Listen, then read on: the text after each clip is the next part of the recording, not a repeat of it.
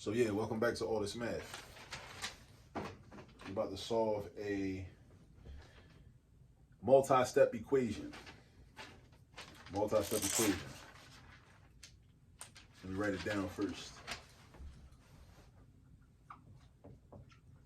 Try to keep up with me. Negative 2x minus 5 is equal to 2 minus 4x minus x minus 1. All right, so if you want to, you can pause the video right now and you can copy this down.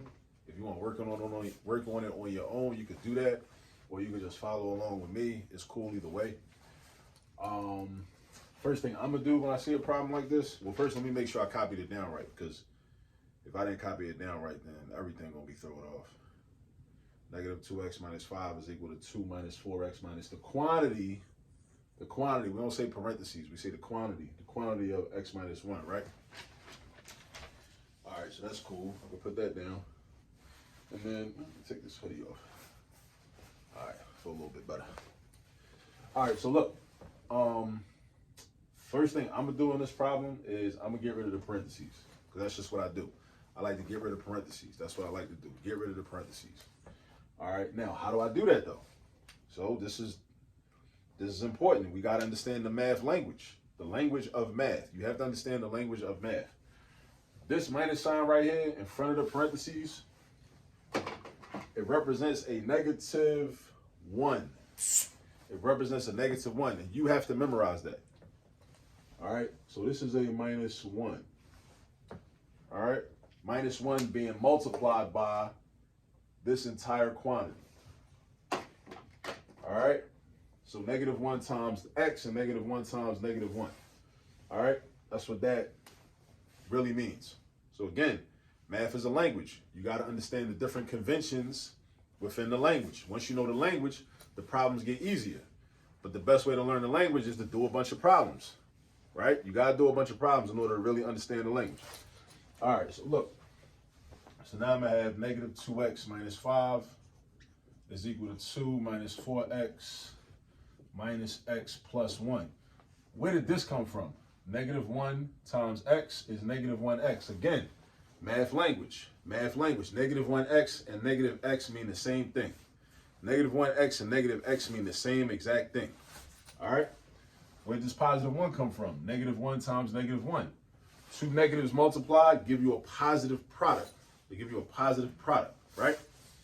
Now, next thing I'm going to do, I'm going to combine like terms wherever I can. So over here on the right-hand side of the equation, right-hand side, I see the negative 4x and the negative x. We put them together. The positive 2 and the positive 1, put them together. Watch this, watch this. Negative 5x plus 3, because negative 4x minus x. Negative 4x minus x is negative 5x. Because just like if it was negative 4 minus 1, it would be negative 5, right? The coefficients, negative 4 minus 1, right, is negative 5. And then x and x, you know what I mean? So you got negative 5x. 2 plus 1 gives you positive 3. All right? So now we got negative 2x minus 5 is equal to negative 5x plus 3. Now, again, with every step of this problem, it was like a whole bunch of things we could have did. And that's one thing. That's one of the things I like about math, is that math, and well, I should say within math, we have a lot of options. We got a lot of options. We're not locked into just one way to do the problem. There's a lot of things we could do. Like right now, I could transpose if I wanted to. And I think I am going to transpose. Now, what is transposing? Transposing is basically when you take terms and just move them to the other side of the equal sign. Just pick them up and just move them. Just rearrange. Rearrange the problem, right? But remember, switch the sign. No. Switch the side. Switch the side. Change the sign. Shout out to Hanif. Hanif was one of my first students back in like 05, 06. He said that in class one day when I was transposing, right? It made sense. It stuck. That was back in like 05. He said that. Shout out to him from South Philly. So I'm gonna move all my x's on the left side. I'm gonna move my constants on the right. So I'm gonna have, watch this, negative 2x plus 5x is equal to 5 plus 3. Now, why is the 5x positive now? Because of what I said. Switch the side, change the sign. Switch the side, change the sign. Switch the side, change the sign. Negative to a positive. All right? Negative to a positive. If there's no sign in front, that means it's positive by default. Again, learn the math language. Math is a language. Just like Kiswahili. Math is a language. All right? So now I can combine like terms. Why did I want to do that? Why did I want to switch sides? Why did I want to transpose? Why did I want to do that? Because now I can combine like terms. So now I got negative 2x plus 5x, which is going to be 3x. And on the right side, I got 8, because 5 plus 3 is 8. We know our addition facts. Negative 2 plus 5. If I'm on the number line at negative 2, if I do addition, I move to the right. When you do addition, you move to the right. When you do addition, you move to the right. If I go 5 spaces, I end up at positive 3. So now I got 3x is equal to 8. I want to get x by itself. I need to get rid of the 3. How? I don't subtract. I don't add. I don't multiply. Why? Because 3x. How do we define 3x? 3 times x. That's how we define it. So since we're doing multiplication, that tells us that the opposite operation is going to be division. So I need to divide in order to get rid of the 3. Make it look like a fraction. But if I do it on the left-hand side, I also do it on the right-hand side. So I got x is equal to, and I can leave it as 8/3.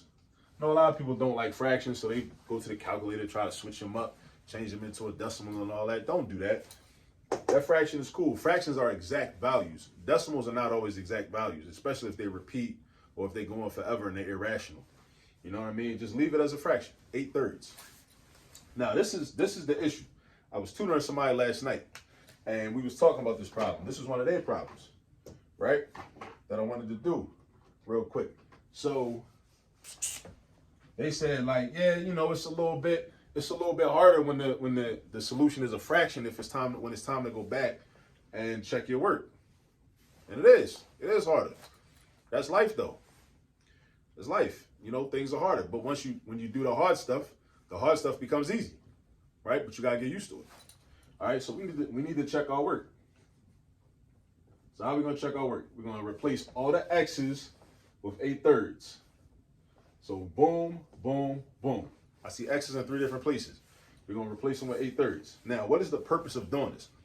We want to make sure that we got the right answer, right? You want to get in the habit of checking your work because you don't want to have to always like rely on the teacher. You don't have to ask the teacher, oh, is this right? Is this right? And sit there in class all nervous. Just check your work, right? And if you find out that it's right, cool. If you find out that it's wrong, okay, at least you know. And now you can go back and find your mistake and correct yourself, all right? So now what we need to do is we need to substitute in 8/3 wherever we see an x at, here, here, and here. And we want to see if we end up with a true statement because math is all about finding the truth, right? We want to tell the people no lies, like Amilcar Cabral said. Claim no easy victories, tell the people no lies, right? We can use algebra in order to reinforce those types of ideas and that type of thinking from people like Amilcar Cabral. From PAIGC, Guinea-Bissau, Cape Verde Islands, and all that, right? You should look him up, Amilcar Cabral. So anyway, we go here. Now we got -2 times 8/3 minus 5 is equal to 2 minus 4 times 8/3. I'm just replacing the x's with 8/3 minus 8/3 minus 1. All right, so what I'm doing is -2 times 8/3. Now, -2, this is a classic example of a common mistake that a lot of students make. So pay careful attention to what I'm about to get into. -2 times 8/3. It is not, I repeat, it is not -16/6. It is not. This is a -2. It's written like an integer, right? It's not written like a fraction. But if it was a fraction, it would look like -2/1. If it looked like a fraction, you would do -2 times 8, and you would do 1 times 3. That's what you would do. But for some reason, when it don't look like a fraction, we think that we're supposed to multiply this negative 2 by the 8 and the 3, by the numerator and the denominator. We should not be doing it. That's nasty work. We should not be doing that. You still treat this negative 2 like as if it were a numerator, and you multiply it by the numerator in the other fraction.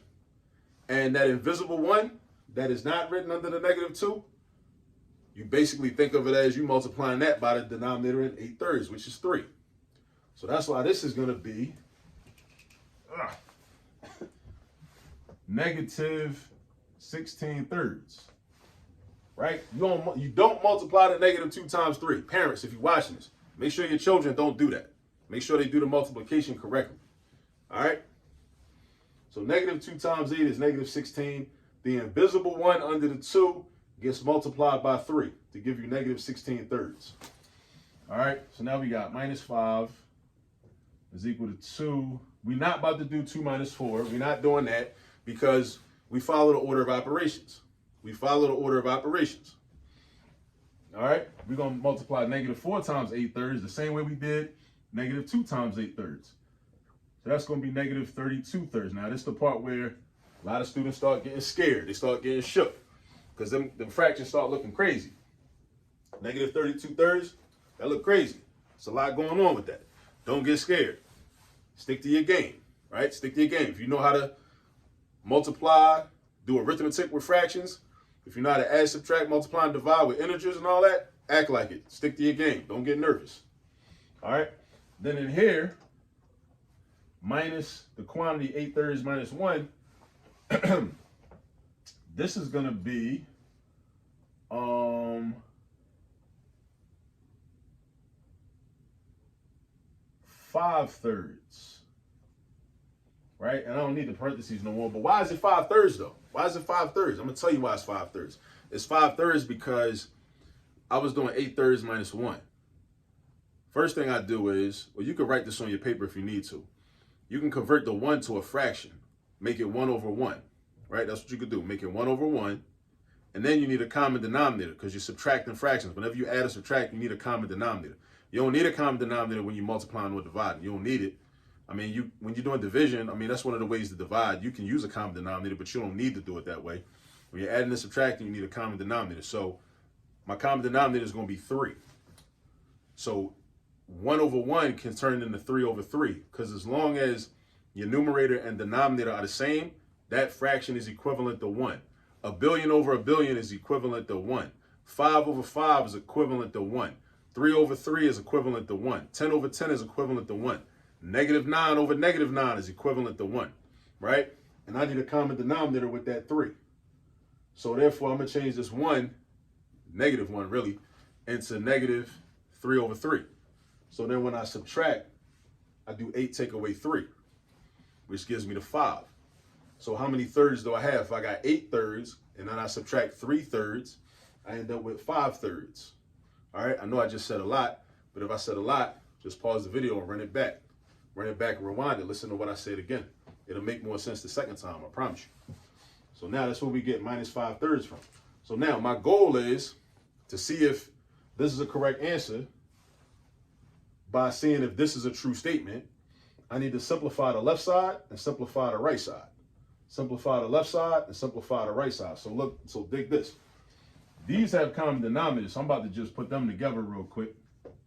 Negative 16/3 minus 5 is equal to 2 minus 37/3. Why 37? Because negative 32 minus 5 is negative 37. Negative 32 take away 5 is negative 37. That's why. All right. So now, this is a fraction, this is not. This is a fraction, this is not. I need fractions. So watch this, watch this. Watch what I do. Negative 16/3 minus 15/3 is equal to 6/3 minus 37/3. Now, where did that 15/3 come from? That's the question you should be asking. Where did that 15/3 come from? Again, this is a fraction, this is not. So if I treat this like a fraction, it's going to be negative 5 over 1, right? That's how you make any integer into a fraction. Just put a 1 underneath of it, right? So negative 5 over 1, but I need a common denominator. My common denominator is going to be 3. So if I change negative 5 over 1 into another fraction where the 3 is the denominator, it's got to be 15 over 3. And how do I know that? Because that's equivalent to 5. 15 over 3 is equivalent to 5, so I know I'm cool. I could do that. Over here, the same thing. This is a fraction with a denominator of 3. I need this to be a fraction with a denominator of 3. So it's like a game. It's like a puzzle. When we find LCDs or least common denominators, we playing a game basically, right? Get out of this mindset that math is hard and it's too hard and you can't do it. Think of it as a game. All it is, it's a game. You're playing with numbers. You're moving numbers around trying to figure out, you know, what numbers are going to work to help you do what you're trying to do, right? I know that this is a fraction with a denominator of 3. And because of that, I want to see if I can turn this into a fraction with a denominator of 3. It's not always going to work out like that. Sometimes you might have to change this denominator and, you know, this denominator also, right? That's when the game gets a little more advanced, right? Just like a video game. Video games get more advanced too. So anyway, in this problem, I can change 2 into a fraction with a denominator of 3. So 2 turns into 6/3. All right. Now I can do my subtraction because I got common denominators over here, common denominators over here. So I simplify the left side. Negative 16 minus 15. Negative 31. I got to know how to add and subtract positive and negative numbers. If I got negative 16 and I'm on the number line, if I subtract 15, I'm sliding 15 spaces to the left. Where I'm going to end up at, I'm going to end up at negative 31. That's where I'm going to end up at. All right. So then on the right-hand side, I got 6 take away 37. So if I'm at positive 6 on the number line and I'm subtracting 37, it means I got to slide 37 spaces to the left. So I'm going to end up at negative 31. So this is negative 31/3 also. So because we got the same thing on the left side and the right side, this is a true statement. Because negative 31/3, that's the reflexive property of algebra. When something is equal to itself, right? Negative 31/3 is equal to negative 31/3. They're the same exact value with the same exact numerator and denominator. All right? So because that's a true statement, and we found this truth, or this true statement, by using the number 8/3 in the place of x, that means that this is the correct answer. That's what that means. So x is 8/3. All right? So I know that was a lot, but I highly recommend solving the equations and then going back and checking your work. Get into the habit of checking your work if you got time. If you're taking the SAT, you don't really got time for all that. But if you're in class doing classwork, if you're doing homework, do yourself a favor. Check your work if you're solving equations. All right? So just do that. Before I go, I want to give a shout out to Assata. Assata be here in some of the videos. She's not here right now. She's at dance practice. But it's her birthday today. She just turned 12. So happy birthday to Assata, my baby girl. I love you. And for the rest of y'all, practice these. Practice some equations. Practice solving equations. Practice checking your answers. And I'll see y'all in the next video. Peace.